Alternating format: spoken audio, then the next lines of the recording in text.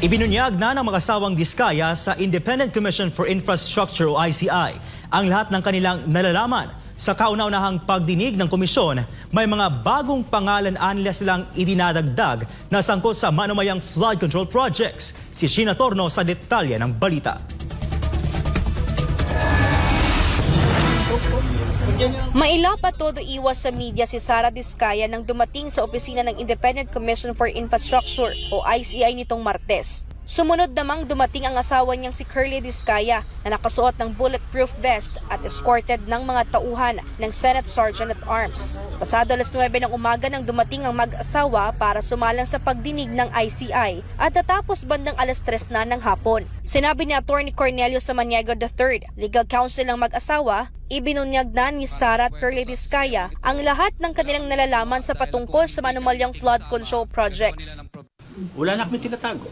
About money, about the particular persons, bagit sa affidavit, kung ano yung transaction, ano yung history. Tell all na kami lahat. Dagdag pa ng abogado nito, hirap na ang mag-asawa sa kanilang kasulukuyang sitwasyon kaya't makabubuting isiwalat na nila ang lahat ng kanilang nalalaman. Nauwi sa kanilang tell-all sa ICI ang sitwasyon matapos sugurin at batuhin ng mga rallyista at militanteng grupo ang kanilang bahay kamakailan. Sabi ng spouse ni Diskaya, enough is enough.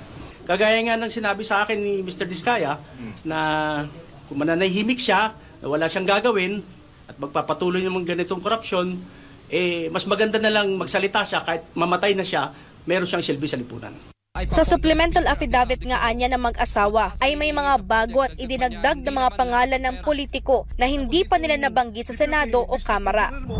Samantalang nakipagpulong naman si BIR Commissioner Romeo Lumagi Jr. sa mga miyembro ng ICI. Nagsagawa na rin anya ng investigasyon ng BIR upang alamin kung may tax evasion ng mga sangkot na kontratista, pati na rin ng mga ilang politikong nadawit sa naturang anomalya. We've already checked yung mga tax compliances ng mga ito and yung mga other information, yung mga revenues na nare-report. So yung ginagawa rin nating lifestyle checks on the contractors and other personalities being mentioned. Kami yung kukuha ng information ng mga data sa ICI so that we can prepare the complaint for tax evasion. Sa huli na magda naman ng kasunduan ng ICI sa Anti-Money Laundering Council o AMLC upang magtulungan sa investigasyon sa flood control projects. Magkakaroon na po kami ng information sharing and coordination and cooperation po. No? Kasi malaking bagay po yun. Mabe-verify po namin yung mga ibang aspeto na nadadivulge ng aming mga resource persons.